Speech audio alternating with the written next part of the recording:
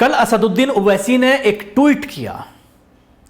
Amroha district की एक seat है, हसनपुर सीट, जिससे पहले कमाल अख्तर एमएलए हुआ करते थे और सपा सरकार में कमाल अख्तर मंत्री भी थे और अखिलेश यादव के बहुत करीबी उनको शुमार किया जाता है। उसको लेकर सब एक ट्वीट किया गया असदुद्दीन ओवैसी के जरिए।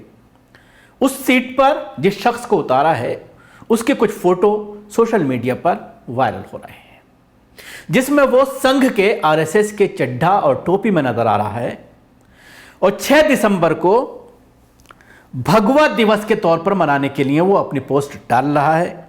बीजेपी का सक्रिय सदस्य रहा है और कई बार इलेक्शन भी लड़ चुका है कई सीटों से।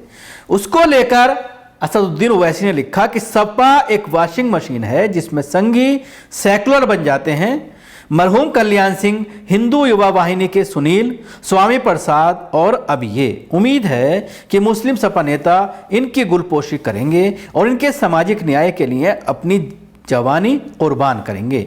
बाकी बी टीम का ठप्पा तो सिर्फ हम पर लगेगा। जिस तरह से उत्तर प्रदेश में पिछले कई महीनों से लगातार असदुद्दीन ओवैसी लगे हुए हैं, मेहनत कर रहे हैं, जगह जगह जाकर के मुसलमानों को इकट्ठा कर मुसलमानों को अपनी सियासी हैसियत बताने की कोशिश कर रहे हैं कि आपको अपनी एक सियासी हैसियत, अपनी एक ताकत बनना होगा, अपनी एक हैसियत दिखाना होगा, तभी आपको इंसाफ मिल सकता है। नहीं तो आप सेकुलरिज्म का झंडा, बार बार वो ये कहते हैं कि क्या सेकुलरिज्म का झंडा बुलंद करना सिर्फ मुसलमानों की जिम्मेदारी है।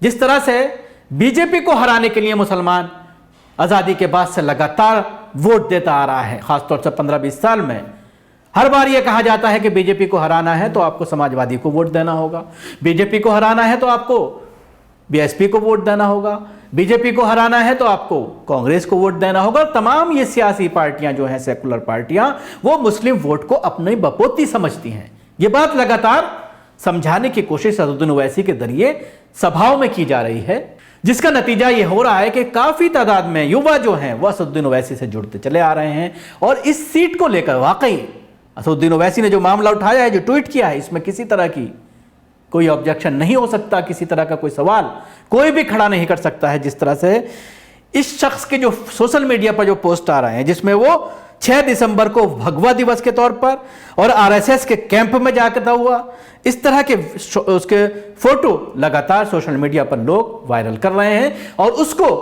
टिकट दिया जाता है एक मुस्लिम बहुल्य सीट से अखिलेश यादव के जरिए, समाजवादी पार्टी के जरिए।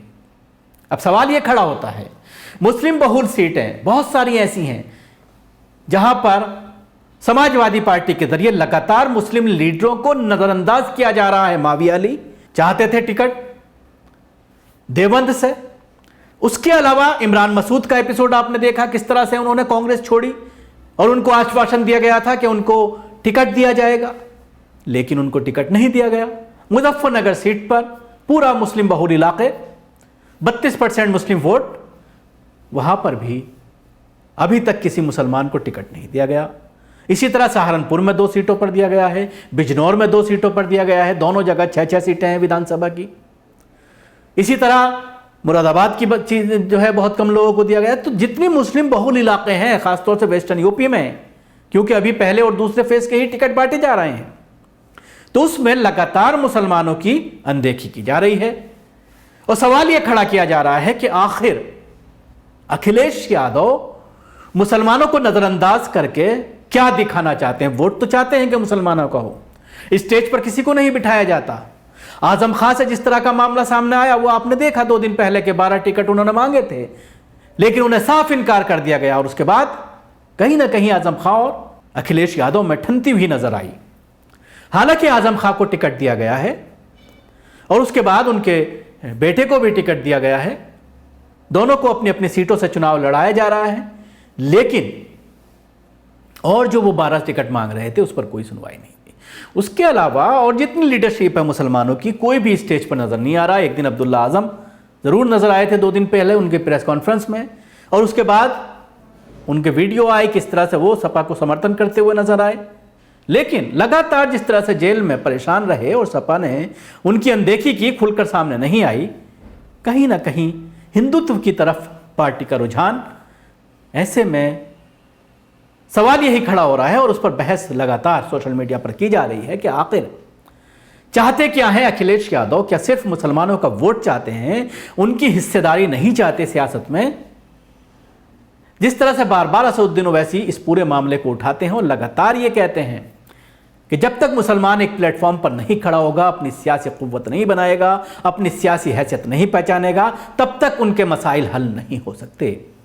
कब तक बीजेपी को हराने के लिए वोट देते रहेंगे?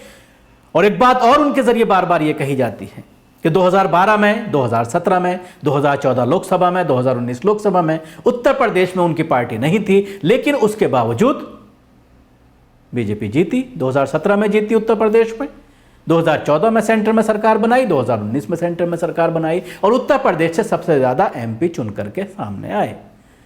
तो मेरे ऊपर जो इल्जाम लगाया जाता है कि मैं बीजेपी की बी टीम हूं और मेरे आने के बाद बीजेपी को फायदा होगा, तो ये सरासर गलत है, क्योंकि मैं जब नहीं था तब भी बीजेपी को यहां पर बढ़त बनी रही, लोग जीत करके विधानसभा और लोकसभा जाते रहे।